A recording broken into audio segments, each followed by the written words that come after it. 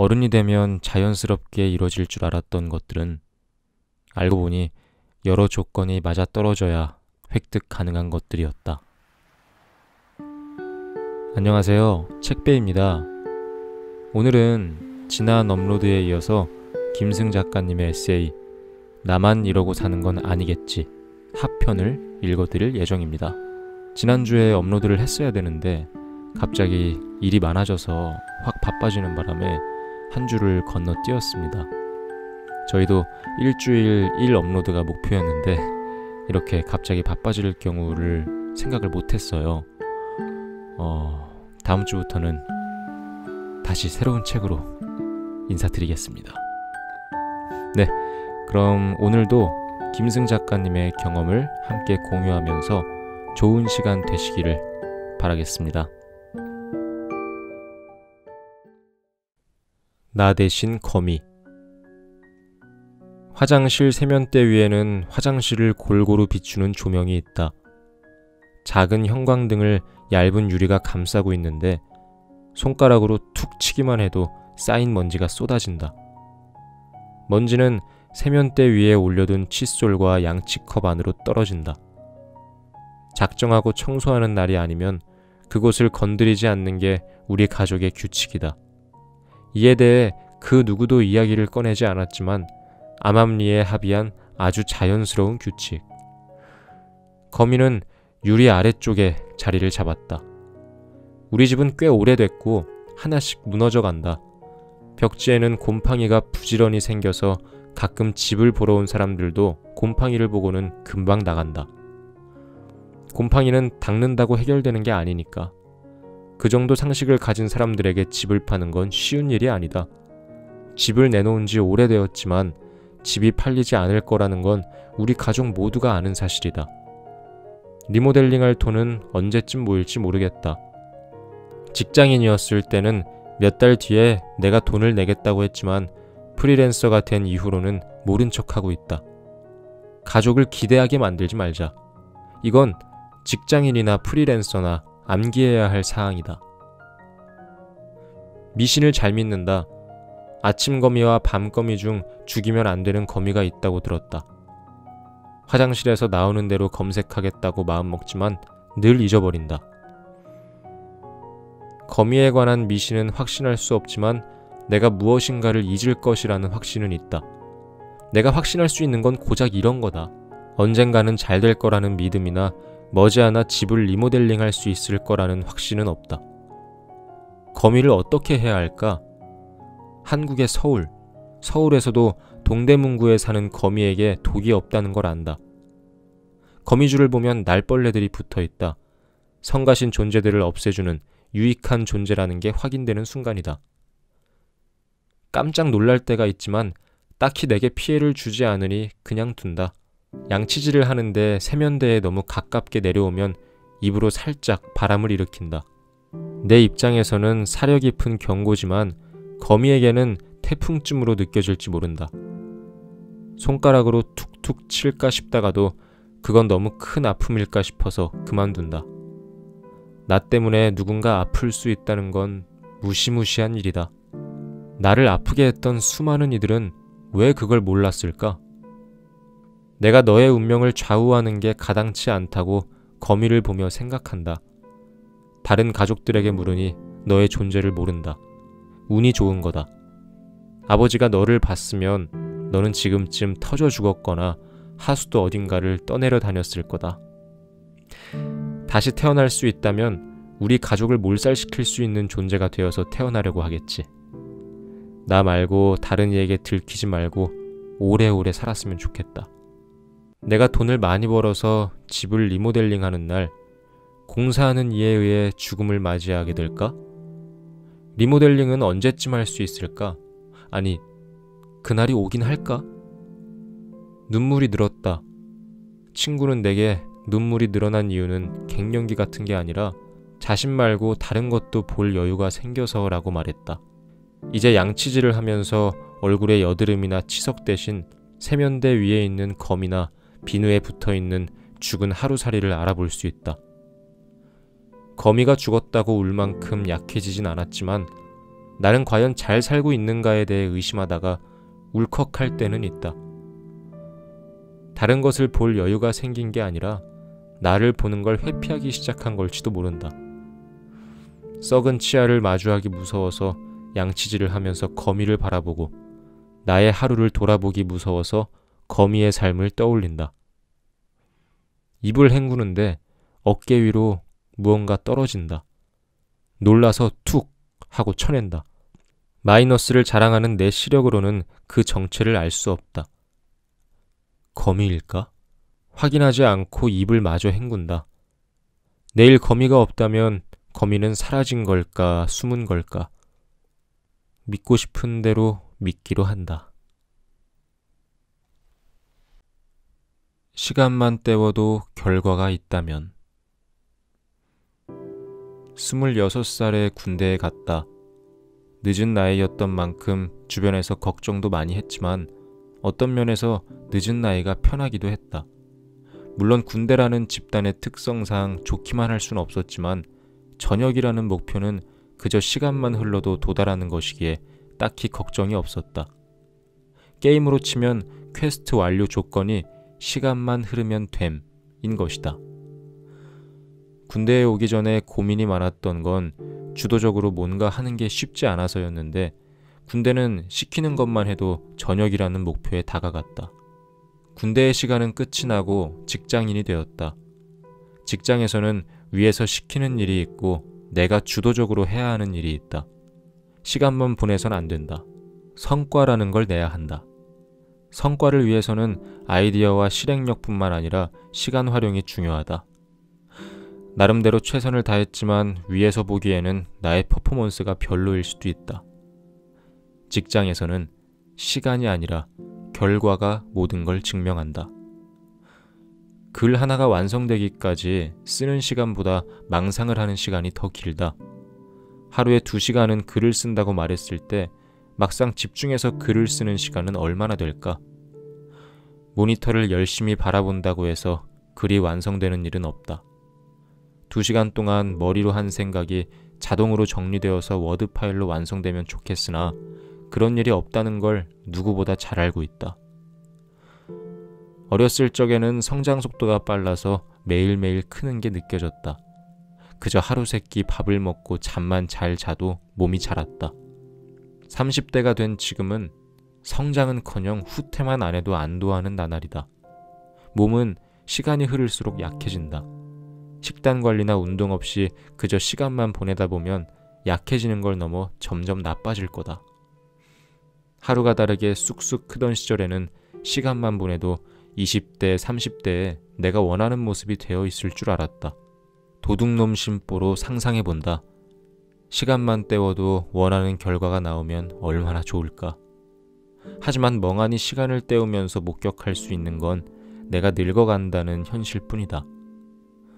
오늘도 글쓰기 귀찮아서 멍하게 있다가 멍하게 있어도 결과물이 뚝딱 나오는 상상을 써본다. 시간만 때웠을 뿐인데 내일이 찾아온다. 처음에게 미안해. 처음으로 내가 부모님 돈에 손을 댔던 날 동생의 돈관념이 바뀌었다. 엄마는 빨래하다가 젖은 1,000원짜리를 책상 위에 펴두었고 초등학생인 나는 별 생각 없이 그 돈을 챙겼다. 엄마는 아버지에게 이 사건을 해결해 줄 것을 의뢰했다. 난 아버지에게 훈계와 함께 손바닥을 맞았다. 아버지한테 정식으로 맞은 건 처음이라 그날 이후로 돈이 무서워졌다. 모든 과정을 목격한 동생도 마찬가지다. 둘 다 돈을 멀리하고 살다 보니 지금은 늘 돈이 부족한 삶을 살고 있다. 처음으로 부모님이 싸운 날 동생은 많이 울었다. 부모님은 그전에도 싸웠겠지만 내게 첫 부부싸움으로 인지되는 건 초등학교 저학년 때다. 그 이후로 부모님은 자주 싸웠다. 그때마다 동생은 울고 난 냉정하게 경우의 수를 따졌다.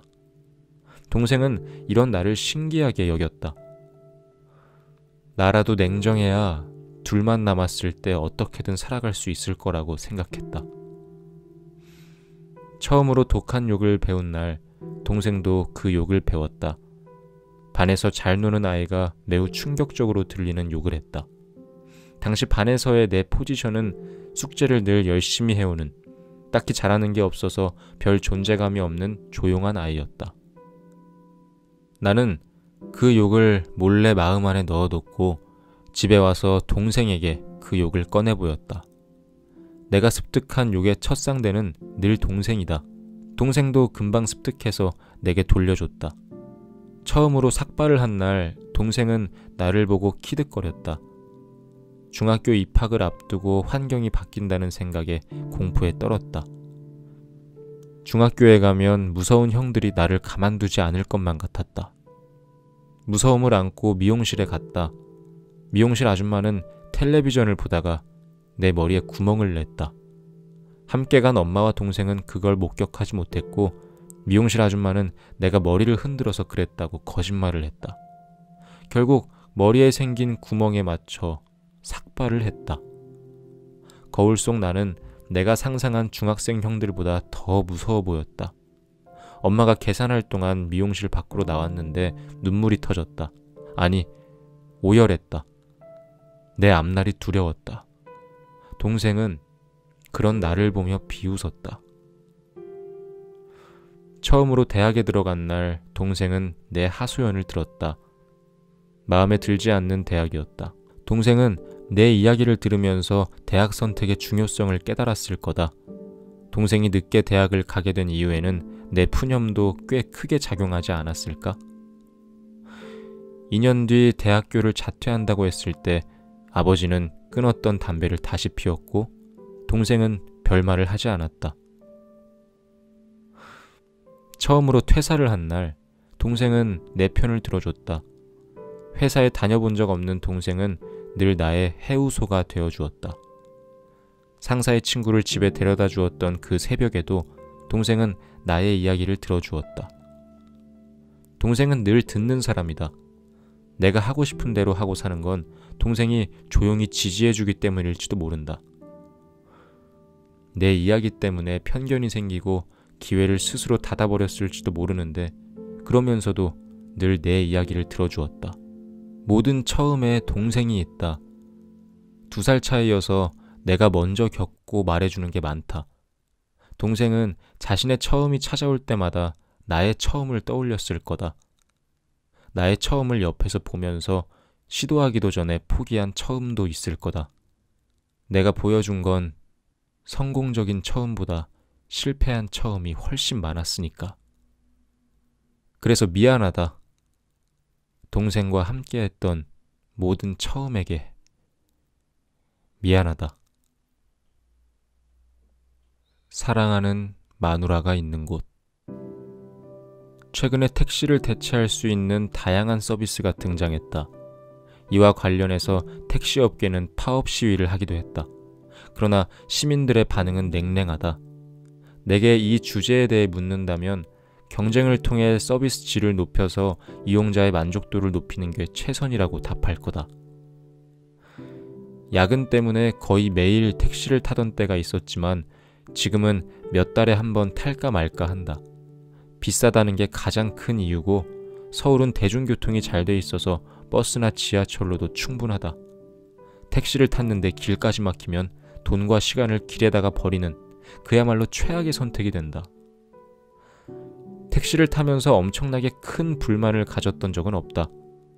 말수가 적은 기사 아저씨를 만날 때가 가장 좋은데 목적지에 도착할 때까지 자기 이야기를 계속하는 분들도 많다. 직장에 다닐 때는 조수석에 앉아서 기사 아저씨와 대화를 했다. 하지만 이제는 뒷자리에 앉는다. 뒷자리에 앉는 건 말을 걸지 말아달라는 무언의 요청이다. 오늘 새벽에는 근처에 심야버스조차 다니지 않아서 어쩔 수 없이 택시를 탔다. 이수역 앞에서 어플로 택시를 부른다. 택시 어플에 뜬 기사의 얼굴을 본다. 그냥 택시를 잡기엔 불안해서 나름의 인증 절차를 거치는 거다. 설마 죽이기야 하겠어. 어플에 기록도 남을 텐데. 매 순간 최악을 상상하는 건 나의 오랜 습관이다. 내비 찍고 가겠습니다. 기사 아저씨는 프로필 사진보다 나이가 많아 보인다. 아버지랑 동년배 정도 되는 것 같다. 뒷자리에 앉아서 핸드폰을 만지작거리다가 어차피 하루 종일 보는 핸드폰이라 새벽에 동작대교를 본다. 운전을 안 해서 다리 이름을 잘 못 외우는데 택시를 타고 자주 건너던 다리는 외운다.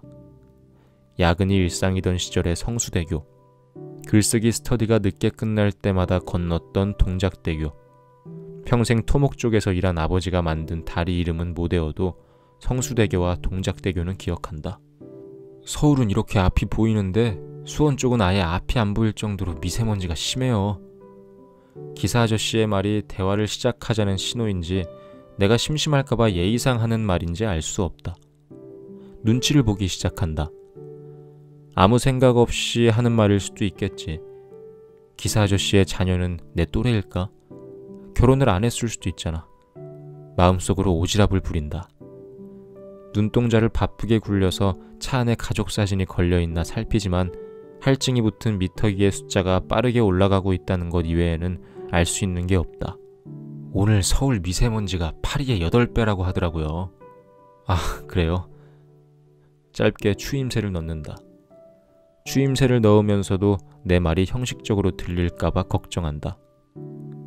나의 첫 해외여행은 프랑스 파리였다. 기사 아저씨는 파리에 가봤을까? 나의 아버지도 못 가봤으니 못 가봤을 거로 추측한다. 부모님과 비슷한 연배의 사람을 보면 부모님을 통해 그들의 삶을 유추한다. 예전에 엄청나게 시위할 때 제가 오토바이 타고 배달 일을 했었어요. 말이 이어지는 걸 보니 내 눈에는 보이지 않는 대화창이 우리 사이에 켜진 것 같다. 딱히 대화를 하고 싶은 마음은 없지만 그래도 추임새는 잊지 않는다. 아, 그러셨어요? 신기하네요. 나의 모든 말은 끝이 마침표다. 기사 아저씨는 물음표로 응답하길 기대했을까? 물음표에는 기력이 많이 든다. 새벽 4시에 택시를 탔다는 건 1시간만 기다리면 첫 차를 탈 수 있는데 그걸 포기할 만큼 기력이 없다는 뜻이다. 기사 아저씨에게 알려주면 도움이 되려나.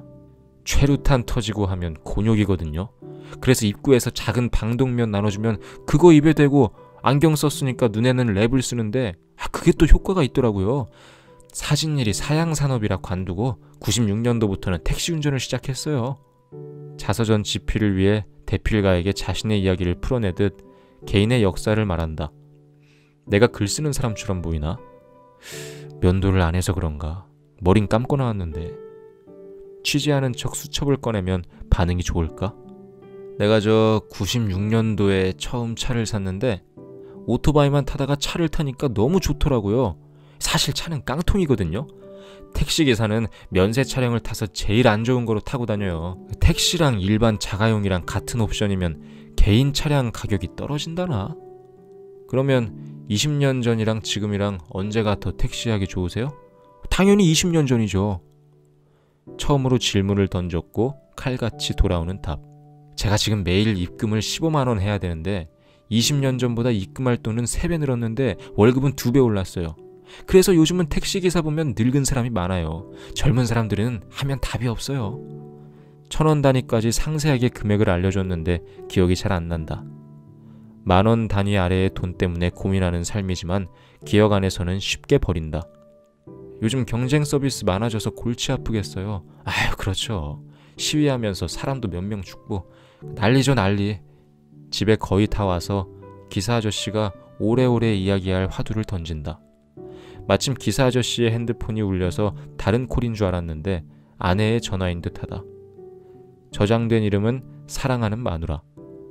아저씨는 얼른 종료 버튼을 누른다. 통화해도 괜찮다고 말했어야 했나? 저 기사님, 다음 횡단보도 앞에서 내려주세요. 기사 아저씨의 말이 끝나지 않았지만 내려달라고 한다. 이 기세라면 옆 동네까지 갈 것 같다. 안개인지 미세먼지인지 모를 뿌연 하늘에 찬 기운이 더해져서 제법 춥다. 외투에 달린 후드를 뒤집어 쓴다. 집으로 걸어가는데 사랑하는 마누라의 전화의 종료 버튼을 누른 손가락이 아른거린다. 가족을 위해 달리면서도 달리는 동안에는 가족의 연락을 차단해야 하는 사람. 하루치 입금이 채워지길 바라며 달리는 사람. 앞으로는 택시기사 파업이나 관련 일에 대해 함부로 일반화하진 못할 것 같다. 누군가를 위해 달리지만 정작 달리는 동안에는 그 사람의 연락을 받지 못해 종료 버튼을 누르는 일은 내게도 일어날 테니까. 에필로그. 토종순대만큼의 온기. 에필로그를 쓰는 지금 다시 회사원이 됐다. 500일 만에 회사로 돌아갔다. 프리랜서 생활을 하면서 회사로 다시 돌아가서는 안 될 이유를 잔뜩 만들었다. 회사로 돌아가는 폐잔병 같은 선택을 하지 말자고 다짐했으나 결국 회사로 돌아왔다. 이유는 간단하다. 지쳤기 때문이다. 다시 회사로 돌아가기로 마음먹은 뒤로는 빠르게 합리화를 시작했다. 이게 옳은 선택일 거라고. 지난 시간이 잘못되었다는 생각 대신 지난 시간 덕분에 좀 더 나은 선택을 하게 되었다고 믿으며 회사로 돌아왔다. 입사한 지 몇 달이 지난 지금도 회사 적응에 힘쓰고 있다. 스타트업과 프리랜서는 꽤 있어 보이는 단어라고 믿고 나를 설명하는 수식어로 사용해왔지만 이제는 그와는 거리가 먼 회사에 다닌다. 나 혼자 모든 걸 짊어지기보다 많은 이들과 협업을 해야 하고 큰 조직 안에서 톱니바퀴처럼 일해야 하는 곳. 있어 보이는 건 이전보다 덜할지 모르지만 이게 나한테 더 맞는 옷일지도 모른다. 삶은 전혀 특별하지 않고 사실 굉장히 평범하니까. 회사에 돌아왔고 이제 책이 나온다. 엄마에게는 책이 나왔다고 이야기할 수 없을 거다. 부모님에게는 탐탁치 않게 느껴질 글이 꽤 많이 담겨 있다. 내게 트라우마를 안겨준 직장 상사들에게도 들키고 싶지 않은 이야기들이 대부분이다. 솔직하게 쓴 이야기인데 들키면 안 된다니. 솔직함은 해로운 걸까? 글을 쓰는 동안 가족에 대한 생각이 바뀌진 않았다. 여전히 내게 가족은 아랫배 같다. 아버지처럼 늘 넉넉한 지방으로 구성되어 있고 엄마처럼 여린 구석이 있어서 말랑말랑하고 동생을 닮아서 그 모습이 우울하다. 확실한 건 이 책은 가족에게 빚을 지고 있다는 거다. 이 책을 가족에게 들키는 날 부모님은 자신의 도장으로 몰래 보증을 선 도망간 아들을 본 듯 놀랄 거다. 도망갔으면 잘 되기라도 해야 할 텐데 결과가 어떨지는 나도 확신할 수 없다. 책이 얼마나 팔리면 좋겠냐고 묻는다면 부모님이랑 순대국밥을 먹을 때 토종 순대 한 그릇 더 시킬 정도의 여윳돈이 생길 만큼이라고 답하겠다. 부모님에게 책에 대해서는 말할 수 없지만 순대 한 그릇 정도의 효도는 하고 싶다. 부모님의 하루 세 끼를 책임질 만한 능력은 없어도 덤으로 딸려오는 요리처럼 기분 좋게 만들 정도의 힘은 있었으면 좋겠다. 부모님을 기분 좋게 만드는 토종 순대 그릇처럼 그 정도 그릇은 되고 싶다. 이 책도 내 능력도 그 정도 크기면 만족할 수 있을 것 같다. 여기 토종 순대 하나 더 주세요. 엄마는 놀랄 거다. 얘가 왜 갑자기 이런 걸 시키냐고. 엄마, 나 이 정도는 할 수 있게 됐어. 엄마가 내 삶에 불어넣은 온기 마냥 토종 순대가 엄마의 입 안에 온기를 채운다. 내 책이 가진 온기가 더도 말고 그 정도만 되어주기를.